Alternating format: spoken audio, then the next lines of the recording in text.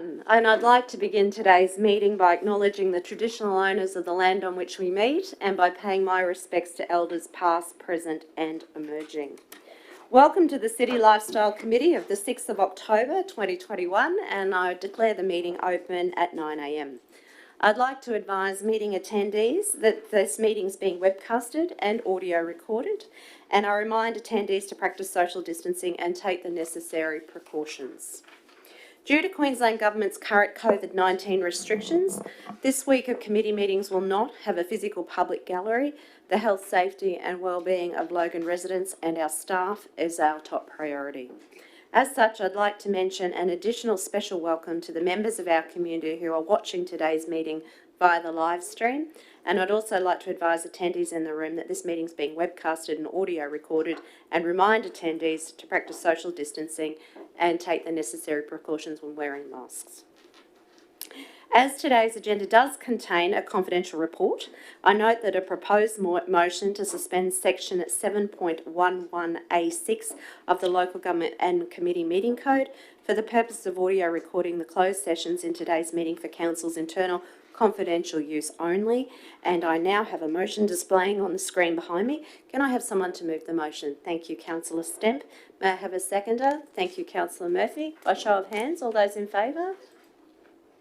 And thank you, everyone. That's been unanimously supported. Everyone's here, aren't they? Yep. We don't have any leaves of absence today, so that being said, we'll get straight down to business. Councillors, I now draw your attention to item 4.1, which is our report on the Community Infrastructure Program update, and I'll invite Lars Walder, who will be presenting the report, to come forward. Before we get underway, do any councillors have any conflicts of interest they wish to declare? There being none, I'll now refer to Mr. Walder to present his report. Thank you, Lars. Thank you, Chair.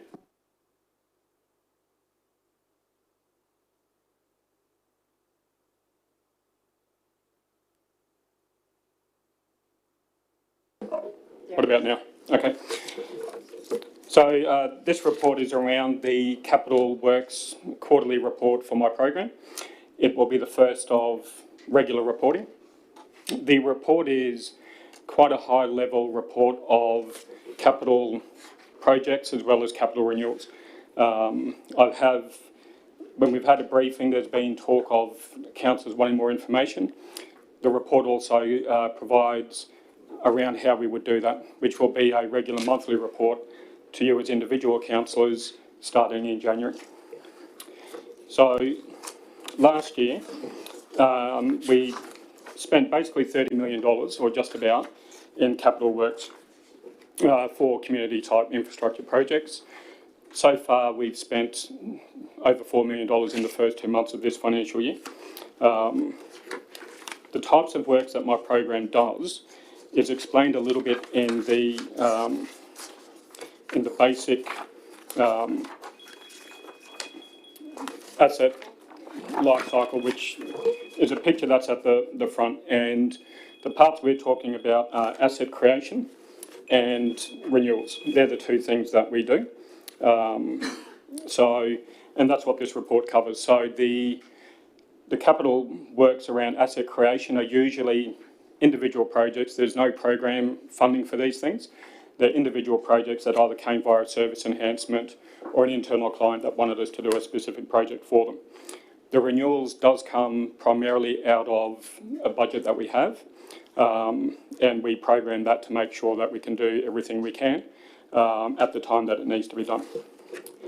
You can see, as I mentioned before, pretty much $30 million in that works last year, which is a lot of work. Only a few years ago, it would have been about $10 million a year. So we have increased what we do significantly. I've also included an update of some of the projects, so including ones that we've recently finished, such as Cronulla Park PCYC, Logan West refurbishment, the new floor at Logan Metro, new netball courts at Jimboomba Park, a car park at Noffke Farm Park, Beenleigh Sports Centre got new amenities. We've started some renewals work at Logan Central Community with the roof. We refurbished the Bishop Street Community Centre. And we've done a whole bunch more. They're just the major ones. Projects that are currently under construction are KBF, and we all know the delays that have happened there. Logan North Aquatic Centre, the renewal of the pool that came out of its service enhancement last year. So that's trucking along quite well. They're doing piling at the moment. JJ Smith, that's progression. There's 3 separate little projects to that. The kiln shed at Logan Artists, likewise. Both of those have been funded through LIP.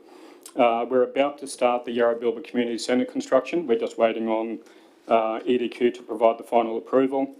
The Noffke Farm Park Clubhouse, that's about to start on site as well.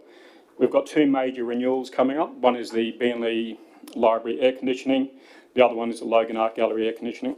So they're projects that are funded out of our renewals budget, and they take a long time to organise, because for Logan Art Gallery we have to shut the gallery. That takes a lot of pre-planning. We've also got Queens Road Depot about to start on site. Then we have a whole bunch that we're just starting the design process on, and you can read all of those. A lot of those are LIP projects that we've been working our way through. So the improved processes, which is something that was mentioned in the briefing, was that we will have a new register and process for requesting LIP funded projects, which is similar to one we used to have. We will also create a register out of that, and we will then develop a monthly report, and we'll come up and see you every month to run through everything that we're doing in your division. I think that concludes my report. Thank you. Thank you very much, Lars. We have a few questions coming your way. Councillor Murphy. Thank you, through the chair. Lars, I'd just like to say thank you to you and your team. There's been a number of projects in Division 12. I'd just like to highlight especially the Bishop Street Community Centre. That building was 40 years old and it has had a full makeover now, so it's a valued asset. So especially for that full makeover there at Bishop Street, it's ready for the new tenants to move in. We've just gone out to expression of interest and they're super excited about taking over that property. It's part of my plan within Division 12 to upgrade as many facilities as I possibly can within my area, and I'm glad that we can work closely and you can work with me for the vision of the overall of Division 12 and Logan as a whole. So thank you to you and your team. Thank you. Thank you, Councillor Murphy. Councillor Bradley. Thank you, through the chair. Thank you for the update. I'm just curious because the pool used to be in Division 1, the Logan North Aquatic pool. I'm just curious when that will be finished, as a lot of constituents in Division 1 actually go there. But because it's not in Division 1 anymore, I don't get any updates where it's up to. Can you just tell me when it's projected to be finished? Through the chair, thank you, Councillor Bradley. I don't know the exact date off the top of my head, so I can certainly get that. It is under construction. There's obviously we've found ground conditions that weren't great, but we kind of suspected it, so we've already allowed for piling. The project is going well. It's under budget at the moment. The time frame, I'd have to dig that up. So I'll get back to you on that. Actually had the opportunity to pop out there this week and check it out, and it's really starting to come out the ground. It looks like a great project, and from what I heard on the day, they were running according to schedule, so fingers crossed. I believe I have a question coming from Councillor Stemp. Thank you, Madam Chair. Mr Warder, just with Tansy Park Fishing Club, can I just get an update on offline if you don't have an update at this point, just in terms of where the quotations and so forth are up to, because I'd just like to get an understanding of the progression of that project, please. Through the chair, certainly Councillor Stemp. The RFQ is nearly closed, so we will get those responses shortly, and I think we have booked in, because we'd already flagged some stuff before we went out, and then we'll talk to you about what we get back. So we've got real things to talk about, and I would imagine that may happen as early as next week. All right. Thank you. Councillor Russell. Thanks so much. Hi Lars, I was just wondering, for the benefit of others that might be interested in the opening date of the Cronulla Park PCYC, have we got a date yet on that one?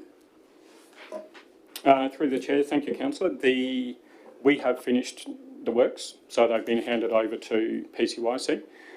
The ability to operate that depends on approval from the State Environment Department due to their contamination. We've lodged that quite some time ago, and we just need to wait till they finish it. The last I'd heard was that should be getting to us by the end of the month. But again, we have no control over state authority. So until we get that, the PCYC can't actually operate. When they open is really a decision for PCYC. No worries. Thank you, councillors. Do we have any other questions for Lars? Thank you, councillor. I know I'm having a moment. Lane, thank you. Thank you very much. Mr. Alder, when I first got into council, I made a quick speech about leaking roof in the Logan Seniors Centre, the Lakota building. And I just wanted to express my thanks to your team, as well as the contractors who managed to repair that roof recently, and they did it seamlessly. You worked with the group to ensure that no one was put out, that they didn't have to find alternate accommodation to host their seniors and their other activities. And I very much want to express my appreciation for that, so thank you very much.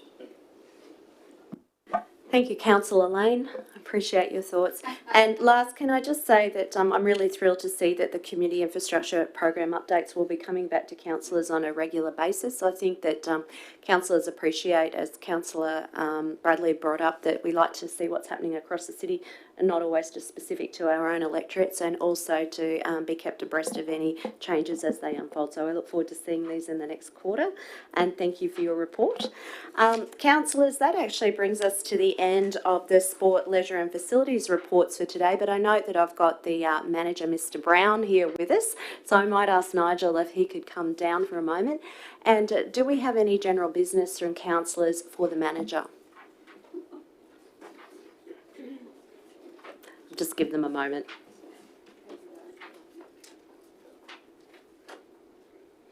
Thank you. I have a question from councillor Bradley. Thank you. Through the chair, Mr. Brown, I think you know what I'm going to ask. Yes. Where's it up to, please? Thank you, through the chair, without even That's being Underwood asked the Park question. Cafe, yeah. So the Underwood Park Cafe, we've been negotiating with an operator for a number of months now, and I understand that there is a date that they've targeted, which is late October, to commence operations. I need to catch up with you. I wasn't sure what happened in my absence as far as briefing you on that, but I can certainly do that. The other update that I can provide on that is also we've had a expression of interest that's been received for the Berrinbar Wetlands Cafe, which is really exciting to be able to activate that space as well. So we're in discussions with both of those operators and looking forward to being able to offer that service back to our community. Thank you. If I could just add to that, I recently met with the Underwood Park Parkrun group, and they're looking at changing how they operate, and I think they will be capitalising on a cafe. So thank you. I recognise that project has been a long time coming, so that really is some good news. And I didn't realise that the manager was also clairvoyant, so it's always nice to know that too. Councillors, do I have any other questions for the manager? Sorry, councillor Stemp, is your hand up? Sorry, Madam Chair, do we still have to vote on the, Thank you, Yeah, sorry. councillor Stemp. Indeed we do. I'll pick that up in just one moment, if you don't mind. Thank you, councillor Stemp. What we'll do is I'll just ask if you have any questions for the manager, if you just hold off on those for a moment. And councillors, as councillor Stemp has rightly pointed out, there is a motion on the board behind me which was put forward by Lars just a moment ago. So I wonder if you just take a moment to familiarise yourselves with the motion, as I will. Can I have a mover for the motion, please? Thank you, councillor Stemp. Can I have a seconder for the motion? Thank you, councillor Hall. By show of hands, all those who are in favour. Thank you. That's been unanimously supported. And my apologies, I was getting a little ahead of myself there. Thank you for bringing that up, councillor Stemp. And my apologies, Nigel, for the musical chairs this morning. Councillors, do we have any other general business for the manager? Nigel, do you have any general business for us? Thank you, through the chair. Just a brief update in relation to the vaccination hubs that are happening across the city. As you know, we've got 3 vaccination hubs that we're in conjunction with Queensland Health, the Logan Entertainment Centre. which is intended to operate through to the end of the December. There is a 1 month option. At this stage, Queensland Health hasn't indicated the desire to take up that option. The recent stats from that venue is that there have been, since July, 91,000 vaccinations that have taken place through that venue, which is about an average of 1,100 a day, which has been, Queensland Health have been extremely happy with that result. The other two venues, Mount Warren Sports Park is in place until the end of November, and Shaw Street Community Hub until Sunday the 17th of October. At this stage, there's no advice from the state that they're seeking to extend those. They've been happy with the performance. However, our staff on the ground have noticed a slowdown in the uptake at those sites, particularly during the school holidays, whether that was because people were trying to get away from somewhere. But apart from that, Queensland Health have been very happy with the performance of those. They have reached out to us to look for 4 other sites for pop-up vaccination hubs. At this stage, I'm working with the Acting Manager of Community Services to look at maybe some non-council owned facilities, because the thing I'm conscious of is as we take over a community venue, we displace more of our community organisations, and I think there's an opportunity to look at some other alternatives in that space. So I'll be working with the state in that space in the coming week. And Nigel, could you please pass on our sincere thanks to your team, who've been absolutely fantastic in trying to find alternatives for groups that have been displaced throughout this process, and to all those groups out there, I thank you for your patience in what I know has been a challenging time for many. And to the community, I'm really thrilled to see the take-up of the vaccinations has been as positive as it actually has. Councillors, I believe that that actually does complete the GB component for Nigel this morning. So now we'll move on to item 5.1. 5.1 is a quarterly reporting for the Community Infrastructure Program-based budget. As I invite Ms Michelle Griffin, our Acting Community Services Manager, up, do councillors have any general business, any conflicts of interest they wish to declare? There being none, I'll just wait for Noel to come and join us. And I'll just note that our Acting Community Services Manager, Michelle, is actually seated at the rear of the room, and this report will be presented by Noel Hudson. Good morning, Noel. Welcome. Good morning, Councillor. Thank you. You can present your report. Thank you. So through the Chair, I will be presenting the the quarterly reporting for the Community Infrastructure Program, July to September. So earlier this year, Council endorsed the budget for the Community Infrastructure Strategy 2019 to 2041. Upon approval of the budget, the Community Services Branch have refined an annual action plan for this year.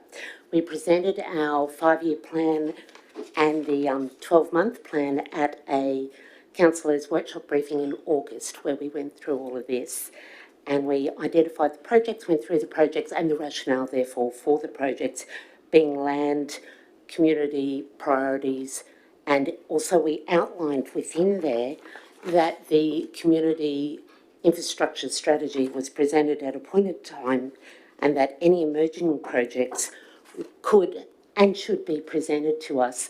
We outlined a process there for that, because we understand that that is something that comes up in community. So this year's, at this strategy, we had, thank you so much. The mask gets me, sorry. So at that workshop, it was presented that we present to Council regularly on this strategy. This is our inaugural quarterly report. You will see it's a high-level report. We've only done 3 months' work on it, and we have projects in there. So this is presenting the project's actions to date and what is planned for us. Any questions? Thank you, Noel. Is this your first time presenting to Council? It is the first time, sorry. Well done you. I do have questions. Councillor Herremeyer. Thank you, Madam Chair. I've been reading page 13 of the overall agenda, and that's the attachment 1. And item 1.5 talks about the Parkridge Pool, which is a really important project for the city and for my electorate.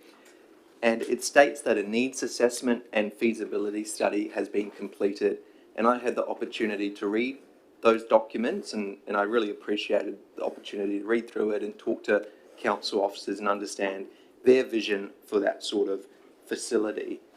Now, the next steps in this document states is that now that the needs assessment and feasibility study has been completed, a master plan needs to be developed, and that's really good to hear that that's going to be the next step. But my concern after reading those documents is that the needs assessment really focuses on the long-term needs for the community, the needs in decades to come, and especially in Logan Reserve and Parkridge with all the growth, we need big facilities like huge pools and things like that. But a more urgent need is the short-term need of social infrastructure, and social infrastructure that's accessible, that people don't have to pay $5, $10 to get into. So my concern is that the site master plan will be focused on those long-term needs instead of the short-term need of having free, accessible social infrastructure like the Logan Gardens, but in Park Ridge. So my question is, it states that the project's on track, and to be on track you need timelines. So what is the timeline for developing that site master plan, and when do we expect the master plan to be finalised?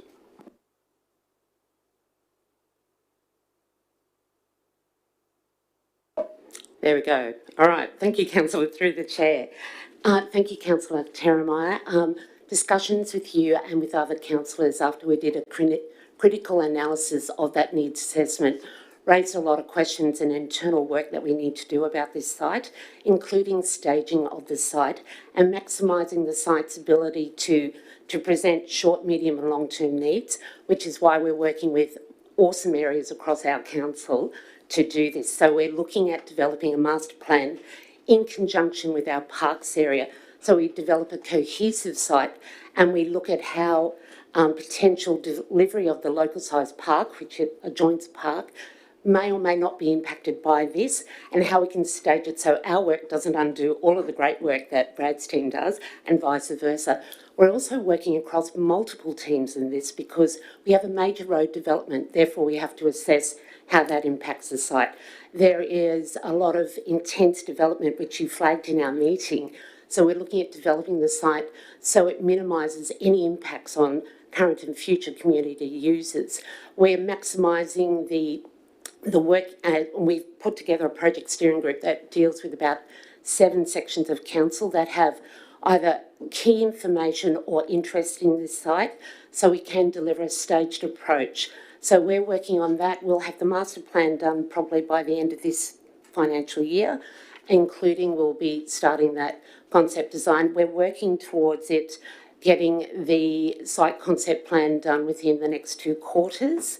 From there, we can work on looking at that concept design, getting all of the tests and studies done. And as you can imagine, there are a lot of them that we need to do for this site, and getting it to an area where ultimately we would get it to a pitch-ready one, because we only have 60% funding for this. We need to go longer. The amount of money that was mentioned in the feasibility study was a ballpark figure. Of course, if we're going to play around and look at changing things and really putting it in the context of Logan City Council, and Councillor mentioned, you know, is this how we want to operate? We really want to truth test that, and your advice was taken on board and has led this approach. Thank you for that. I really appreciate it. And with item 2.6, it states that there's going to be a land investigation for a future Logan Reserve general community space, and that's really great. And the project delivery is scheduled for 21-22. So does that mean by the end of 21-22 we will have that site and land secured in Logan Reserve? We're aiming to do that, Councillor. It's being able to find the land and work within the LGIP to get this. So if there's free land free land within council's ownership and title, that makes the thing easier. If it's not within council's ownership and title, then we have to look at commercial arrangements. But that's not commenced yet, but it's definitely one of our priorities this year. Thank you for that. I'd love to take that offline and discuss that a bit more, so I'll be in touch to organise a meeting. Thank you, Councillor. Thank you. I've got Councillor Murphy. Thank you through the chair, and I'm super excited, Noelle, and I thank you so much for this this report today, this being a public document, does that mean now that I can tell my community that we have the next stage for the Beanley pool to become a 50-metre pool? Through the chair, yes, through the chair, yes, councillor Murphy. Everything that we have in our CIS annual action plan that we have here, and as in the report that we're reporting, absolutely, and we'd like to take it offline if you need assistance in doing that, and we would extend that offer to our other councillors around the table as well. Thank you so much, and I know that there's been a lot of hard work in the background with regards to Katie, Nick, Nigel, the whole team have been working on this with me, and it's been like a little secret we've been working on, but we're finally going from feet, inches and yards to metres in Beanley for the pool. Woo! I can't wait. It's so exciting. So watch this space. There'll be some advertisement out there soon. Thank you. I'd just like to say, Noel, I can't be more grateful than to see this announcement come forward, because if I have to tolerate another visit from Councillor Murphy down the hallway regarding the Beanley pool, no, this is a really exciting day for community, and I do congratulate you on your advocacy. I know how hard you've worked behind the scenes to make this happen, and for the council officers who have consistently been working toward getting a great outcome for this project. But not only this project, all the projects that we actually see in the CIS report ahead of us. This is actually very, very exciting work. And I'm thrilled that we're able to see this work unfolding in a really well orchestrated way, and that councillors can keep track of the work as it's progressing. Noel, great job presenting in council today. Well done. Thank you very much. Appreciate your tolerance of my shaggy voice at first. Councillors, do we have any other questions for Noel? Oh, we do. Councillor Lane. Thank you so much. I'm not one of the forgotten people. Quick question, Noel. The youth hub that's going on at next to the library, we had a meeting about a week and a half ago, and we talked about the communication strategy to actually work out what young people want. And one of the things that I was very appreciative of is that you engaged with me and you listened to what I asked for, which was for us to liaise with students, not just the usual suspects that council goes to, so that we're going to go to, obviously, you know, people with backgrounds in youth studies and things like that, but actually asking the kids what they want in a youth hub, what will attract them, and some guidelines around what we're going to do going forward. I was very impressed with the way that you conducted yourself and the way that you took my requests away. And I just want to say thank you, and I look forward to hearing those consultations and being a part of them as a divisional councillor and working out what we really do want so that this youth hub is a success. So thank you. Thank you very much. Thank you, Councillor Lane. Councillor Bradley. Thank you, through the chair. I really wish to express my gratitude for our recent meeting and the briefing I had about the Springwood Master Plan for the community hub there. It's the first time that I know of that this has really been in the public domain, and I'm extremely grateful to also be singing from the rooftops that this is progressing. I know there's a lot of interest in the community, particularly the present community centre leasees have been inquiring all last term and the term before, so it is good to actually have this in the public domain, and we can steer them towards this now. Thank you. Thank you, Councillor Bradley, and we're really looking forward to that project. Thank you, councillors. Do we have any other questions? Councillors, on the board behind me, we have a report from the Community Services Manager as presented by Noel. Do I have anyone at all to move the report? Oh, Councillor Murphy. And a seconder for the report, please. Thank you, Councillor Hall. By a show of hands, all those in favour? Thank you. That has been unanimously supported. Thank you, Noel.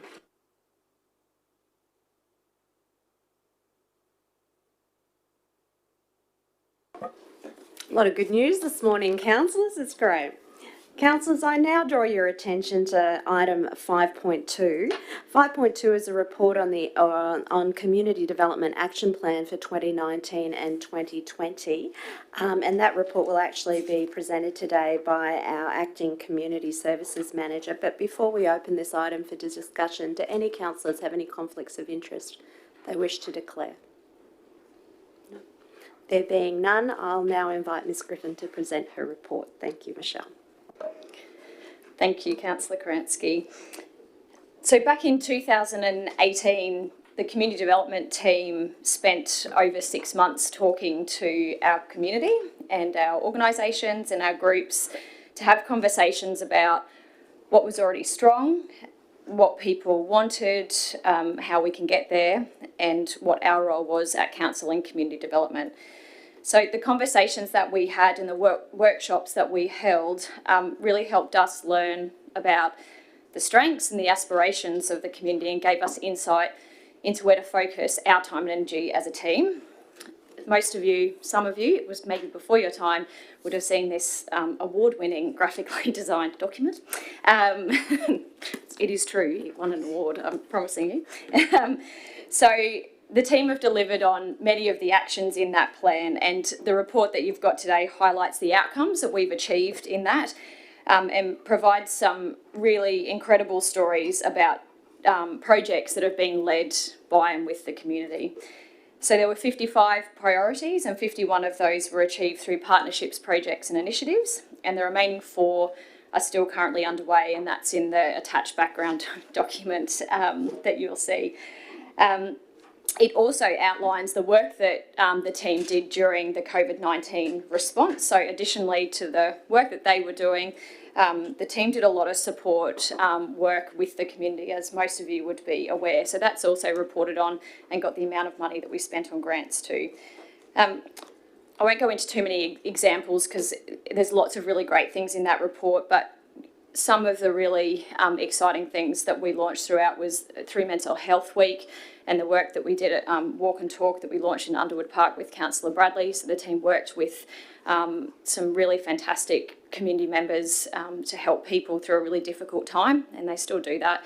They just walk and talk and do that through the park, which is really lovely. And we also work with our seniors to launch an intergenerational music program with our young kids and seniors who build some really great relationships and friendships across the community. So I'm happy to take questions. I suppose the next step for the Community Development Action Plan, now that this is finished, the time period in between, we wanted to wait on all the visioning work and the corporate plan that was being done. At the same time, there was lots of community engagement happening, and we were talking about the same things, what the community wanted and what they wanted to see. So now that that work has been finalised in the corporate plan, there is an action for a new community development action plan. So we'll work over the next 12 months to relook at, you know, what that work looks like, what the community's already given us through that work, and what we can do as a team, and work along with you guys to keep delivering all the awesome community work. Do you have any questions for me?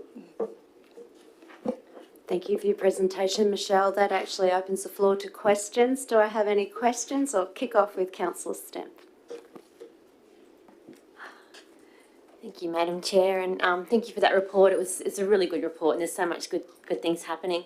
I guess I just had a couple of quick questions. On page 29, there was talk about programs for fathers. I just wanted to find out what's sort of planned, because I feel like that sometimes that's a bit of a gap in the market, and I can understand how important it is for obviously fathers who are with their children and who are at home caring for their children and activities with them as well. So just want to find out what's happening in that space, please. So through the chair, we ran a Grandparents' Day event, really focused that on fathers and children. That was last year when we ran that. We're now doing a lot of work in the men's health space generally. It's been noted for many years, we were unsure in the community what programs were even out there for men's health. So the team did a lot of work to find out if there was anything, and on our website now there's a whole list of men's health support around lots of community organisations delivering some really fantastic services, and coming up in Mental Health Week, which we've been reporting through the CEO updates, are a lot of programs specifically for men and for parents, and trying to run programs with their kids. But and I can provide you more information on the specifics around the mental health week, but there's a lot focused on men's health. Thank you, that's great. And just quickly, obviously the CRANK program, I mean, that's just an incredible program, and obviously the feedback from the community is always that they miss out, or they don't always miss out, but a lot of people do miss out, and obviously we've put some funding towards expanding that program. Will that go towards more activities or having more, I guess that funding, what direction is that going to head? Because there's also mention about the fact that it would be great to have an online booking system as well. So I just want to get an update on that one. Thank you. Through the chair, the next report is all around CRANK and Live Well Logan, but I can easily answer it all interties with community development. So the $40,000 that was put towards the extra funding, there was a backlog of activities where we know that things are already fully booked, so where people were either on Facebook making complaints that it was fully booked, or our service providers come to us and say, we're already fully booked for this activity and we have capacity to do more. A lot of the time the difficulty is that Logan Art Share as an organisation only have the capacity to do what they've requested. So at the moment what we're doing with those funds is we are putting them towards those programs that we know are already fully booked, so then they're never fully booked. That's how the girls are trialling it this year, just with that $40,000, because they always have to program before budget year. So they're trialling that, and they're already completely aware of the ones like the ninja courses and all those things that are fully booked out. They're pretty across and work really closely with the service providers. So in the hope that they're doing that straight away, there will be no complaints. We'll see. Thank you. Thank you. I have a question from Councillor Raven. Thank you, Madam Chair. I scared Michelle before the meeting by already raising with her what I was going to do, so I won't raise that. But I just wanted to say that when I first got elected, I didn't really understand what community development meant. And over the last 5 years, as you become closer to your community and you see the massive impact that it has, especially during crisis and difficulty, it is one of the most valuable programs that we run. And it's one of these things that people would not consider core council business. It's not roads, rates and rubbish. But the impact you make in the community is massive, and I just want you to know you're doing a great job. Thank you. There's lots of hard work, I think, over probably the last 5 or 6 years. That's the time I've been in the job, actually. But there has been a lot. Yeah. Oh, that's right. That was my time. But yeah, there has been a lot of work and education, I think. And when this beautiful document was created, we had 3 staff in community development, and there's now 12, 13, I think, because you've approved another position this year for CRANK. So it continues to grow, and it just means that we can be proactive rather than reactive with our work. So thank you, I appreciate it. Okay, do we have any other questions for Michelle? I really appreciated the shameless self-promotion of the program today, Michelle, as supported by councillors. Councillors, there's a motion on the board behind me to accept the report. Do I have somebody to move the motion? Thank you, Councillor Hall. Seconder, Councillor Stemp, by show of hands. Can I see those who are in support? Thank you, councillors. That's been unanimously and resoundingly accepted. Thank you. Don't run away, Michelle. Councillors, I now draw your attention to the next item on the agenda, item 5.3. Before we open this item for discussions, do any councillors have any conflicts of interest they wish to declare? There being none, I will now hand over to Ms Griffin to present her report. Thank you, Michelle. Thank you, Councillor Kerensky. So this report is just another great news story report, but it's our annual CRANK and Live Well Logan report, and we've included Swim Logan and Narulale Logan in this as well, because they all form the same part of the program. So the report just provides an overview of the successes and statistics and numbers and what's occurred in those programs over the last 12 months. So there was 140 different Live Well Logan activities. There were 44 service providers who delivered those. Over 7,000 participants attended. 116 CRANK activities, So that was online and in person. 38 providers delivered those. We had over 2,000 activity kits that were delivered, and over 5,000 kids attended 3 school holiday programs. Those numbers, and it's reported in there, are an increase as they are every year. And the reports, we always write what our challenges are, but what our resolutions are to those as well. And a big part of that for Crank, like Councillor Stemp said, is the additional operational budget and the resource that's being put towards the delivery of that Crank School Holiday program. The number of service providers, and I purposely mention them, it's a lot of, paperwork and lots of work with those service providers individually as well. So there's a lot of work that the team do, and we have one person delivering for both of those. So it's going to make a really huge difference to the program. So Swim Logan, as all of you would be aware, it's federally funded, and it's for critical swimming lessons for our Aboriginal and Torres Strait Islander and newly arrived migrants and refugees. So there's been 11 Learn to Swim programs and 3 at 3 aquatic centres. So it's Logan North, Beenleigh and Gould Adams where those are delivered. So there's been over 200 people who have attended that, and 50 participants have received free first aid and CPR awareness training and 31 water safety awareness education sessions. If you've ever got the opportunity, it's a really, really nice experience to go out and see it. And I know Councillor Russell's been out, and so has Councillor Kerensky. I think you swam the other day, actually. So yeah, if we're always really happy to take anyone out to all of these programs, anything in your division or just anywhere really, to have a look at it. I don't often get out enough to see it either, but it's pretty heartwarming to see the difference that it's making in the community's lives. So that Swim Logan program has just absolutely flourished. So it's funded until December 2022. So we'll continue to report on that, and what we're trying to do is make sure that that swimming program will get incorporated into our Live Well Logan program moving forward, even if the funding ends, because it's been so critical to the community. So thank you. Thank you, Michelle. Councillors, do we have any questions for Michelle regarding the report? Your enthusiasm is palpable, as is your team's, Michelle, and I thank you and commend you all for the great work that you're doing in this space. As you know, these are beloved programs of councillors, and we always love hearing the reports come back to us. Councillors, I have a motion on the board behind me. Can I have someone to move the motion? Thank you, Councillor Wilcox. Can I have a seconder for the motion? Thank you, Councillor Hall. By show of hands, all those who are in favour? Thanks, everyone. That's been unanimously supported. Councillors, I now draw your attention to item 5.4, which is actually the City of Logan Safe City Strategy and Action Plan for 2021 to 2025, and we'll be hearing a progress update from Erin Simpson on behalf of the manager in just a moment. But before we get underway, do any councillors have any conflicts of interest they wish to declare? There being no conflicts, we'll just give Erin a moment to get prepared. And thank you, Ms Simpson. We'd like to hear your report. Through the chair, thank you, Councillor Kerensky, for the introduction. So I'll just get my notes together here. All right. Oh, brilliant. Thank you. It's a lot easier to present without that. All right. So the purpose of this report today is to simply provide the Mayor and Councillors with a progress update on the actions in the City of Logan Safe City Strategy and Action Plan 2021 to 2025, particularly from June through to September. So as you would have read, this report highlights many great community safety initiatives that have either been completed or commenced during this reporting period.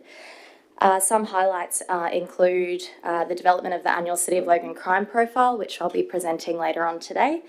Also the completion of some of the targeted divisional activities, including but not limited to some of the crime trivia events, the drink ride events and some community presentations. Nominations also opened for the Safe City Awards, and they also closed. And during this period, one Youth Street Hubs event was held, and 2 services at the Square and on station events were also held.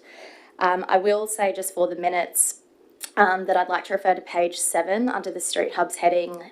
When this report was written, it was noted that there was a second Youth Street Hubs event, which was planned to be held on the 30th of September. However, due to the new COVID cases that came out recently, that event had to be cancelled. And so a further Hubs has now been scheduled for Thursday, the 14th of October. So that's just an amendment there. On the camera program side of things, 8 new cameras were installed across the city and construction has commenced for the installation of new cameras that are being funded through the local infrastructure program funding. And operationally, between April and June, the camera program assisted the QPS on approximately 4,000 occasions and identified and tracked 83 stolen vehicles, which is quite impressive. So I just wanted to highlight that all to you today. With that, I'm happy to open the forum up to any questions. Thank you, Erin. I'd just like to say I know that councillors are absolutely thrilled with the camera program, and a number of councillors have actually contributed through their LIP budgets to enable more cameras across the city. And only in this past week I had the opportunity with the Mayor to go and visit our camera room and to really see it all in action, and it really is something impressive and something for council to be proud of. We'll now open the floor up to questions. I've got Councillor Bradley first and then Councillor Lane. Thank you, through the chair, and I'm very grateful for the presentation. Thank you very much. I note on page 98 of the report, it breaks down per division the activities going on in each division. I was actually gobsmacked to actually read that something happened in my area without being informed beforehand. I would have liked to have been involved or to have promoted it. And previously we have been informed before the events have held. So can you please take that on board and let us know if such events actually happen in the future so that we can promote it. But you know, awesome what you've been doing. Kudos to your team, but I would like to be informed. Thank you. Yeah, I'll take that on board. Thank you, Councillor Bradley. Thank you. Councillor Lane. Thanks very much. So you said 83 vehicles, stolen vehicles. Council's cameras assisted in the capture of those people, and that's fantastic. Do you know how many hoons they actually assisted with as well? I can find that information out and I can pass that on after today. If you really would, that would be fantastic. So we've had 2 lots of people move into an estate in my area, and we've gone from no hooning to every street bathed in rubber, and all of the neighbours have had a gutful. They're actually looking at securing their own cameras, you know, we can't spend, you know, $50,000 moving cameras around for hoons. But can you just articulate what's going on with hooning in the area and what this report goes towards with that, if that's okay? Yeah, sure. So through the chair. So as you're all aware, we do have the hooning task force that we are a part of. And in regards to technology, so there will be 3 hooning related cameras being installed across the city. I believe that's Neildon Drive. There's also Chetwynd Street and Gilmore Road, I think is the other one. We also have the business target hardening grants coming out, which will hopefully be on the 11th of October. We're hoping that they will be available to the community at that point, where businesses that are sort of impacted by hooning will be able to apply for funding to receive target hardening equipment. So that might include signage, or that also might include CCTV. So depending on the assessment that we complete in partnership with the grant applicant and QPS, that will be determined then. Thanks very much. And footage that residents may take of hoons and unregistered vehicles on their roads, that's taken seriously by the QPS, isn't it, as part of this? Through the chair, yes, definitely. So we, I think, committed about $10,000 late last year to QPS to develop their online hooning reporting mechanisms. So that has been actioned, and it is a lot easier for people to upload videos and photos, and the police are taking it fairly seriously. The community is being heard, and they are following up on those requests. Thanks very much. And is there a flyer available that I can walk into my area, into the problem areas, so that, you know, if there's a QR code or something like that, that residents can just literally go to their fridge and put their phone on and say, I want to report this, to try and get some data built up? Is that possible? Yeah, we can look into that. I'm not sure if the QPS have anything already developed, but we can follow up with them, and if not, I'm sure we can develop something. Thanks very much. Councillors, I've got a number of councillors wanting to ask questions, so I'll just give you a bit of an update on who's speaking in what order, so you realise I haven't missed anyone out. So next up I've got Councillor Murphy, followed by Councillor Wilcox, Councillor Hall, Councillor Raven, Councillor Bannon, and then Councillor Russell. Thank you, Councillor Murphy. Thank you, through the chair. Good morning, Erin, and I want to as well say thank you for your assistance within Division 12. You certainly do an amazing job with what you do. I just wanted to highlight for the record for our division that there is a new CTV camera in James Street car park near Beenleigh near the courthouse. That is a fixed camera that's been installed at the Beenleigh Town Square precinct to do a visual in that precinct and over towards the car park for community safety outside the courthouse. So we've gone that one extra step. There was already CTV camera in the square. This is another one that takes up further area of that area. So just to the community and those that are listening, or maybe six, that we've got more CTVs in the city centre. And thank you to your team. Thank you, Councillor Murphy. Councillor Wilcox. Thank you. Morning, Erin. Thank you for giving us a list of what you guys are doing out in the division. But like Councillor Bradley said, I didn't know that you'd been out there, out to my community centre and delivered packs. I would have been out there. I would have gone and promoted it. I would have gone and spoken to the parents out there and that sort of thing. But at least I've got a bit of notice on the 7th of November, being up at Pub Lane doing the Safe Night Out project. So I'd really like to attend that. So if you can give me some more information on what time that is and that sort of thing, and I'll be up there to help promote, and then I can help promote that, on social network and that sort of thing. So thanks. Yeah, fantastic. We'll send you an email with further details. I think the message there is that councillors love so much of the programming that's happening out of there, but we'd also like the opportunity to promote it further. So please include us in your correspondence. Mm-hmm. Councillor Hall. G'day, Erin. Probably at first I want to just respond a little bit to Councillor Lane, who her residents seem to be having a bit of trouble with some of the hoons. Look, I'm happy to say that the hooning issue has kind of reduced in my areas, so much so that I've received complaints that I've never really had before, which, is actually dogs barking. People are saying they could hear dogs barking. They've never complained about that before when we had such a bad issue with hoons. But I think the difference within Division 6 is the residents in that area have actually taken up the mantle and are being proactive with the hooning hotline. So I actually have residents, and I won't name who they are, but they actually sit out on their lawn in the afternoon and they capture videos of hoons speeding past, and they send that straight to QPS. And every time they find out that someone that they've reported has actually gone through the process of getting in trouble, they send me a message, and that's great. That makes me feel good because it makes me know that what we're doing is actually working. Okay, so I think what needs to happen in your area is probably for some of the residents who are reporting these hooning issues to perhaps get a bit more proactive on it, and they'll find that they will reduce hooning in the area. The next thing that I'd like to mention is when we were at the Police Remembrance Day, it was actually mentioned by the police that they feel that the police in the area in Logan have a very close relationship with council, and it's unlike any relationship in any other city. They say this is a city that listens to the police. This is a city that works with the police, and that's great. That wouldn't have happened without the hard work of people like Erin at Logan City Council doing that type of work. But we're actually listening to them in terms of where the need is for these cameras, for these CCTV cameras. We're not just putting them out where residents suggest. We're actually putting them out where the police suggest, which is the most important thing to do because they're on the front lines.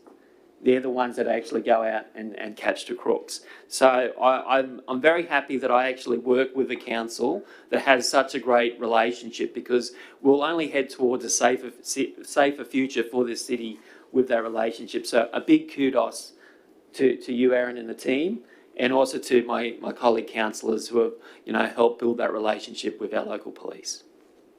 Thank you, Councillor Hall. Well said. And my takeaway message from that also with the Hoon Hotline is report, report, report. May not happen overnight, but it will happen. Thank you. I'll now pass on to Councillor Raven.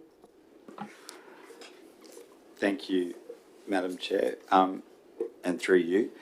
Great work, Erin. Love the street hubs. They're amazing, incredibly popular. In fact, we do a better job of engaging with youth than the PCYC does, so that's a pretty big claim to fame. When engaging recently with the OIC at Crestmead, he had a suggestion around movable covert cameras that we could put on private property. Has that been raised with you, or is that something we could catch up about and discuss? Because they specifically know that, like what Councillor Lane described, hooning doesn't just sit in one spot for years. Mm-hmm. Once there's some pressure applied, it moves to another spot, and spending large amounts of ratepayer money in a static asset isn't as effective, in their opinion, as having a camera they can move, they can tap into, they can prosecute, then they can move on to wherever they go next. So I'd love to talk to you about that and see if we can secure you some funding if you don't have any yet. Yeah, through the chair, just to respond to that. Yeah, we've definitely been in conversation with QPS around mobile covert cameras. For the monitoring room to take ownership over that, we're sort of bound by some of the privacy laws and legislations, but we're still looking into that, so I don't really want to comment too much on that today. However, if the QPS own it, we can assist them with it. And so we are speaking to QPS about that. But yeah, I'm definitely keen to have more of a conversation with you about that going forward. And Councillor Raven, could I encourage you also to reach out to the chair of the Hooning Task Force and have a little bit of a chat about what they're actually doing in that space, just to catch you up. Okay, moving on. Councillor Bannon, you're right. Excellent, thank you. Councillor Russell. Thank you, Madam Chair, and through you. Erin, I just wanted to start by thanking you about the work that your team and I've been doing around the CCTV cameras, and I'm really excited that 3 CCTV cameras in very well needed spots have started to be put in Division 3, so thank you. And I'd also like to thank you for the work that your team has done in introducing the Crime Time Trivia, which was a great fun activity at Kingston East Neighbourhood Centre, and I really enjoyed participating. It educates people to increase their safety in the area, and it also connects older residents to one another and introduces them to their local community centres. So I think that it's a really valuable program, and I was curious whether that would be extended, because I'd love to see the same thing happen again, and maybe with more people made aware of it so that they could attend. I'd love to promote that too. Thanks. Through the chair, yeah, definitely. So the crime trivia events this year was the first time that we've attempted to do those, and we found that they've been very successful in many divisions. Originally, they were aimed towards senior groups, but we think that we could probably expand our network a little bit there, and so definitely looking at to continue that next year. Like you said, it's a very fun way to sort of educate people on something that could be a little bit boring, being safety. So yeah, we are finding that we're getting a bit more engagement doing it that way, and yeah, definitely something we'll be looking into. Thank you so much, and I actually agree that it would be fantastic for that to be extended to anyone in the community. Yeah. Wonderful work, thanks. Thank you, Councillor Russell. Councillor Stamp. Thank you, Madam Chair. This is a great report. It's just a couple of things I wanted to mention. Obviously, we've got an event coming up at the Hyperdome, the CPTD. I went to one of these events a while ago, and I know that there was a lot of people there, a lot of people who couldn't get in because it was full. I guess it says it's being held at the Logan Hyperdome. I'm just curious as to where it's going to be held and whether sort of numbers of people. If you can talk to me offline about that, because I feel like you're going to get a really good response to that event, and I'd also like to promote it to the community if possible. Yeah, through the chair, yeah, fantastic. Yeah, I might speak to you afterwards. I don't have those details on me, but yeah, if there is going to be a large number of people, then yeah, we might have to consider which meeting room we're going to have it in. So yeah, we'll talk about that. And just quickly again, the youth street hubs. I mean, that seems like a really good program, and I'd love to see that expanded across the city. I'd definitely love to have one at Tudor Park at Logan Home down the track. And I don't know how regular they can be organised or what the situation's with that, but I mean, I'd love to see them right across the city because we need more things like that for our youth. So thank you. Yeah. Oh. Sorry. Thank you, councillors. I think that actually brings us to the end of the discussion. I have a motion on the board behind me, councillors. Can I have a mover for the motion? Thank you, councillor Heremiah. Seconder, thank you, councillor Murphy. By a show of hands, all those in favour? That has been unanimously supported, noting that the Mayor and councillor Raven are both out of the room at the moment. Thank you, councillors. That now brings our attention to the next item on the agenda, which is item 5.5. Councillors, item 5.5 is a confidential report on the annual City of Logan crime profile for 2020-2021. Before we open for discussion, do any councillors have any conflicts of interest they wish to declare? There being none, I'll now ask if councillors would like to move into confidential. It's considered necessary to take the discussion of this report into a closed session as the confidential attachment contains sensitive information provided to council from the Queensland Police Service. Do any councillors wish to move into confidential? Thank you, councillor Hall. Do I have a seconder? Thank you, councillor Wilcox. By show of hands, all those in favour? That has not been unanimously supported, so I'll just note that it's been supported by all councillors present, with the Mayor absent at present, councillor Raven absent at the present. How do you vote, councillor Heremiah? Against. Against. Councillor Bannon? And is there any other against or abstaining? No, thank you. That has been noted, and we will now move into confidential session and we'll cease the audio recording.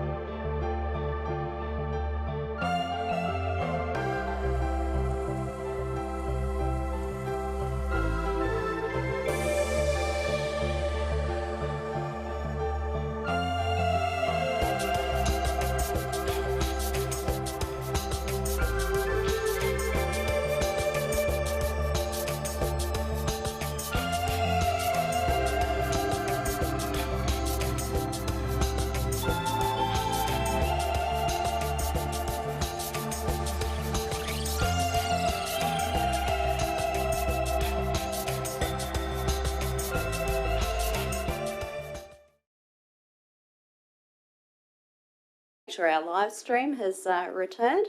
We're all good to go. Thank you, councillors, for your very lively debate. I actually have a motion on the board behind me. Can I have someone please to, or I'm about to, could I please have someone to move that motion for me? Thank you, Councillor Hall. A seconder for the motion. Thank you, Councillor Fraser. By show of hands, all those who are in support. Thank you, councillors. That has been unanimously supported. And just before the manager heads off, I'll just ask if councillors have any general business for the manager. No. Michelle, do you have any general business for us? No. Excellent. Thank you very much, Michelle. Thank you, Erin. Councillors, that brings us to sorry, I'm getting a bit tongue-tied there. That brings us to the end of today's committee reports. I note that due to social distancing regulations, not all managers are able to be with us today, but we are fortunate enough to have the director with us, Ms. Katie Barton-Harvey. Councillors, do you have any general business for the director? Thank you. Councillor Bradley. Thank you, through the chair. I noticed that the marketing manager isn't here. That's under this section, isn't it? Given the situation with COVID-safe regulations, we don't have all of the managers here today. But if you have any questions, I'm just concerned. The director can take them for you. Like, we've been steered to a particular email account to answer inquiries, but no one responds to those inquiries. So I'm just concerned that that has actually recently happened. I understand the manager and several other staff have access to that email account. However, I just, I've had an email from last week that just hasn't been responded to, and it was just a simple question. Are you able to do this with the Christmas decorations? It could be a yes or a no. That's all. I need it. So can that please be taken on board, and can I please also have a reply? Thank you. Through the chair, Councillor Bradley, I apologise personally for that, and I will follow it up. Thank you. Do I have any other questions from any councillors? Ms. Barton-Harvey, do you have any GB for councillors? Thanks, Councillor Karansky. Through the chair, just really quickly, it's Michael Boyd's last week at council. He's been the acting customer experience and community engagement manager. So I'd like to thank him for his service and just let you know that Leo Clayton is starting as the acting customer experience and community engagement manager from next week. Thank you. Thank you, councillors, for your attention. It has been a long one this morning, but I think we had some really productive discussion. That completes our agenda for today. I declare the City Lifestyle Committee meeting of the 6th of October concluded at dead on 1 minute to 11, and we'll recommence in 10 minutes' time. Thanks, everyone.